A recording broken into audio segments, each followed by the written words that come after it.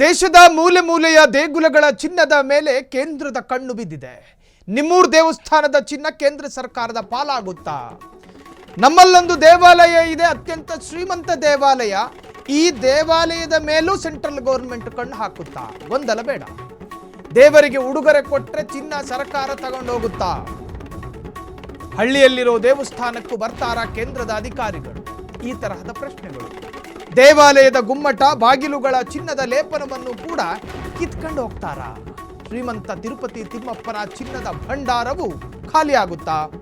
ಪ್ರಮುಖ ದೇವಾಲಯಗಳ ವಜ್ರ ವೈಢೂರ್ಯಗಳೆಲ್ಲ ಸರ್ಕಾರದ ಸುಪರ್ದಿಗೆ ಹೋಗುತ್ತಾ? ದೇಗುಲಗಳಲ್ಲಿನ ಚಿನ್ನವನ್ನು ನಗದೀಕರಣ ಮಾಡುತ್ತಾ ಕೇಂದ್ರ ಸರ್ಕಾರ? ಭಾರತದಲ್ಲಿ ಅತ್ಯಂತ ಶ್ರೀಮಂತ ದೇವಾಲಯಗಳು ಕೂಡ ಇದ್ದಾವೆ. ತಿರುಪತಿಯ ತಿಮ್ಮಪ್ಪನ ದೇವಸ್ಥಾನ, ಕೇದಾರನಾಥ, ಅಷ್ಟೇ ಯಾಕೆ ನಮ್ಮ ರಾಜ್ಯದ ಧರ್ಮಸ್ಥಳ, ಹೀಗೆ ಅನೇಕಾರು ಅತ್ಯಂತ ಆಡಂಬರ ಮತ್ತು ಐಷಾರಾಮಿ ದೇವಾಲಯಗಳೆಲ್ಲವೂ ಕೂಡ ನಮ್ಮ ದೇಶದಲ್ಲಿ, ಅದರಲ್ಲೂ ನಮ್ಮ ರಾಜ್ಯದಲ್ಲಿ ಇದ್ದಾವೆ.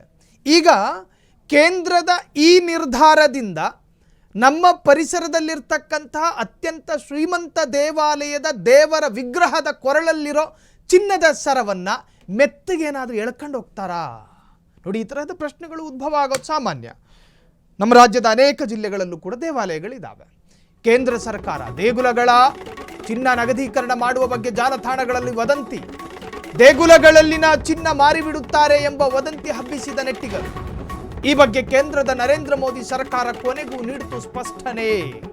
ದೇವಾಲಯಗಳ ಚಿನ್ನದ ಮೇಲೆ ಮೋದಿ ಕಣ್ಣು ಎಂಬ ಸುದ್ದಿ ಸಂಪೂರ್ಣ ಸುಳ್ಳು. ಚಿನ್ನ ಪಡೆದು ಬಾಂಡ್ ನೀಡುವ ಯಾವುದೇ ಯೋಜನೆ ಸರ್ಕಾರದ ಮುಂದಿಲ್ಲ. ವೈರಲ್ ವರದಿಗಳು ಕೇವಲ ದಾರಿ ತಪ್ಪಿಸುವ ಮತ್ತು ಆಧಾರ ರಹಿತ ಎಂದ ಕೇಂದ್ರ ಹಣಕಾಸು ಸಚಿವಾಲಯದಿಂದಲೇ ಹೊರಬಿದ್ದಿದ್ದ ಅನಧಿಕೃತ ಸ್ಪಷ್ಟನೆ. ದೇಶದಾದ್ಯಂತ ಧಾರ್ಮಿಕ ಸಂಸ್ಥೆಗಳ ಚಿನ್ನ ನಗದೀಕರಣದ ಪ್ರಸ್ತಾಪವೇ ಇಲ್ಲ. ವದಂತಿಗಳನ್ನು ಹರಡುವವರಿಗೆ ಖಡಕ್ ಎಚ್ಚರಿಕೆ ನೀಡಿದ ಕೇಂದ್ರ ಸರ್ಕಾರ. ರಜೆಯಲ್ಲಿ ಮನೇಲಿ ಕೂತಿರ್ತಾರೆ ಕೆಲವರು ನಿರುದ್ಯೋಗಿಗಳು. ಮೊಬೈಲು ಇರುತ್ತೆ, ಉಚಿತವಾಗಿ ನೆಟ್ಟು ಕೂಡ ಹಾಕಿಸ್ಕೊಂಡಿರ್ತಾರೆ.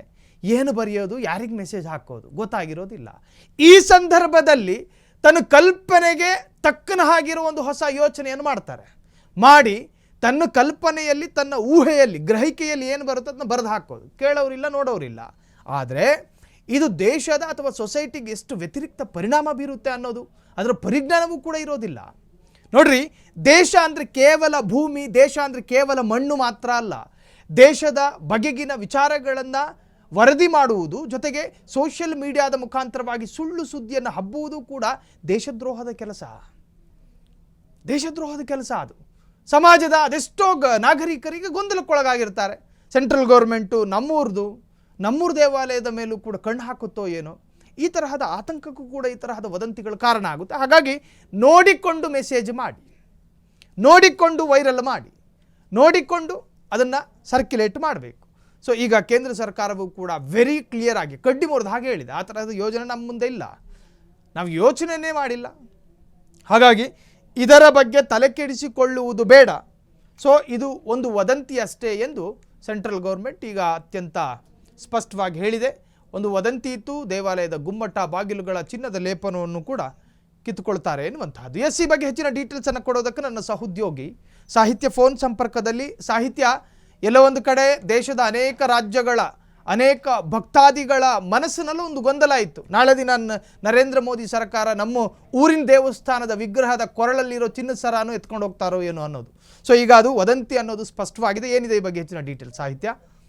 ನಿಜ ಸಾಹಿಲ್, ಈಗ ಏನೇ ವದಂತಿ ಆದ್ರೂ ಕೂಡ ಈಗ ಮೋದಿಯವ್ರ ಬೇರೆ ಚಿನ್ನವನ್ನು 1 ವರ್ಷ ಖರೀದಿ ಮಾಡಬೇಡಿ ಎಂಬ ಸಂದೇಶ ಕೊಟ್ಟಿದ್ದಾರೆ. ಅದರ ಬೆನ್ನಲ್ಲೇ ಈ ಒಂದು ವದಂತಿ ಏನಿದೆ ಹಬ್ಬಿರೋದು ಭಾರಿ ಒಂದು ಪ್ರಶ್ನೆಗಳನ್ನು ಹುಟ್ಟಾಕ್ತಾ ಇದೆ. ಕೇಂದ್ರ ಖಜಾನೆ ಏನಾದ್ರೂ ಖಾಲಿ ಆಗಿದ್ಯಾ ಎಂಬ ಪ್ರಶ್ನೆಯನ್ನು ಕೂಡ ಸದ್ಯ ಹುಟ್ಟಾಕ್ತಾ ಇದೆ. ದೇವಾಲಯದ ಚಿನ್ನದ ಮೇಲೂ ಕೂಡ ಈಗ ಕೇಂದ್ರ ಸರ್ಕಾರದ ಕಣ್ಣು ಬಿದ್ದಿದೆ ಅಂತ ಭಾರಿ ಚರ್ಚೆ ಕೂಡ ಆಗ್ತಾ ಇತ್ತು. ಮುಖ್ಯವಾಗಿ ಈ ಒಂದು ತಿರುಪತಿ ಸೇರಿದಂತೆ ದೇಶದ ಪ್ರಮುಖ ಹಳ್ಳಿಗಳೇನಿದ್ದಾವೆ, ಆ ಒಂದು ಹಳ್ಳಿಗಳಿರುವಂತಹ ಸಣ್ಣ ಪುಟ್ಟ ದೇವಸ್ಥಾನಗಳನ್ನ, ಅಲ್ಲಿರುವಂತಹ ಚಿನ್ನವನ್ನ ಕೇಂದ್ರ ಸರ್ಕಾರ ಮುಟ್ಕೊಂಡು ಹಾಕೊಳ್ಳುತ್ತೆ, ನಗದೀಕರಣ ಮಾಡುತ್ತೆ, ಜೊತೆಗೆ ಪ್ರತಿಯಾಗಿ ಬಾಂಡ್ ನೀಡುವ ಯೋಜನೆ ಕೂಡ ತರುತ್ತೆ ಅನ್ನೋ ಒಂದು ಆರೋಪ ಕೂಡ ಇತ್ತು.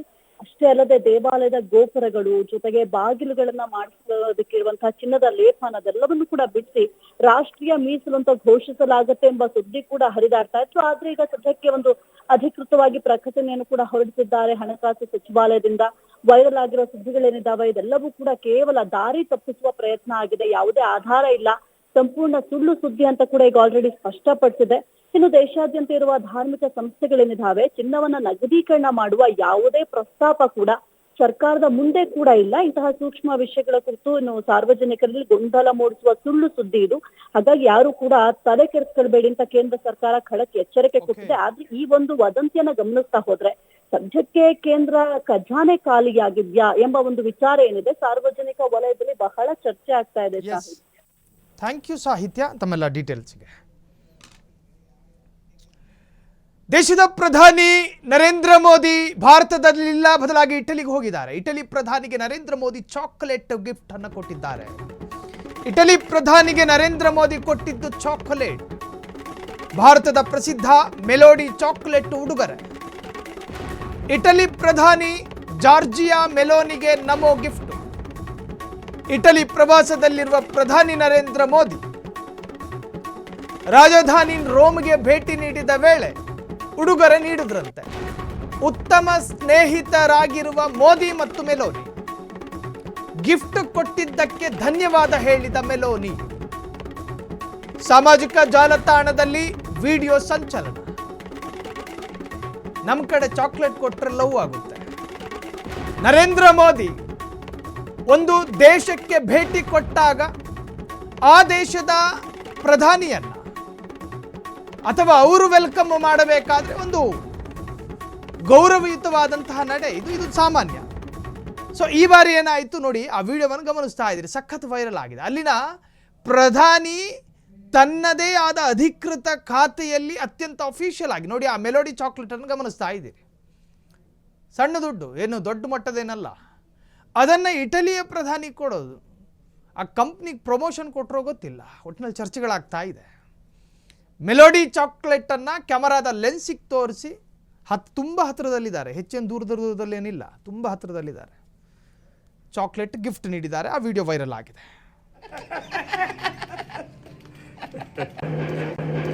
Prime Minister Modi brought us a gift, a very, very good toffee. Melody. Prime Minister Modi brought us a gift, a very, very good toffee. Melody.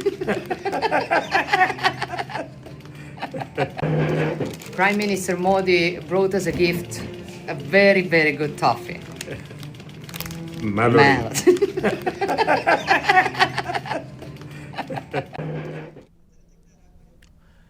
So ಕೇವಲ ನಗ್ತಾ ಬಂದಿದ್ದು ಮಾತ್ರ ಅಲ್ಲ, ಒಂದಷ್ಟು ಒಪ್ಪಂದದ ಸುದೀರ್ಘ ಚರ್ಚೆಯೂ ಕೂಡ ನಡೆದಿದೆ. ಆ ಪೈಕಿ ವ್ಯಾಪಾರ ಮತ್ತು ಹೂಡಿಕೆ, ಅದರ ಬಗ್ಗೆಯೂ ಚರ್ಚೆ ಆಗಿದೆ. ರಕ್ಷಣೆ ಮತ್ತು ಭದ್ರತೆ ಜೊತೆಗೆ ಶುದ್ಧ ಇಂಧನ, ಕ್ಲೀನ್ ಎನರ್ಜಿ, ಅದರ ಬಗ್ಗೆಯೂ ಕೂಡ ಅಲ್ಲಿನ ಪ್ರಧಾನಿಯ ಜೊತೆ ಚರ್ಚೆ ಮಾಡಿದ್ದಾರೆ ಅನ್ನುವುದು ವಿಚಾರ. ಈಗ ಒಂದಷ್ಟು ಮಾಹಿತಿಯೂ ಕೂಡ ಲಭ್ಯವಾಗ್ತಾ ಇದೆ. ಒಟ್ಟಾರೆ ಈ ವಿಡಿಯೋ, ಅಲ್ಲಿನ ಪ್ರಧಾನಿಗೆ ಚಾಕ್ಲೇಟನ್ನು ಹಸ್ತಾಂತರ ಮಾಡುವಂತಹ ವಿಡಿಯೋವನ್ನು ಅಲ್ಲಿನ ಪ್ರಧಾನಿಯೇ ತನ್ನ ಅಫಿಷಿಯಲ್ ಖಾತೆಗೆ ಹಾಕಿ ಸಂಭ್ರಮ ವ್ಯಕ್ತಪಡಿಸಿದ್ದಾರೆ.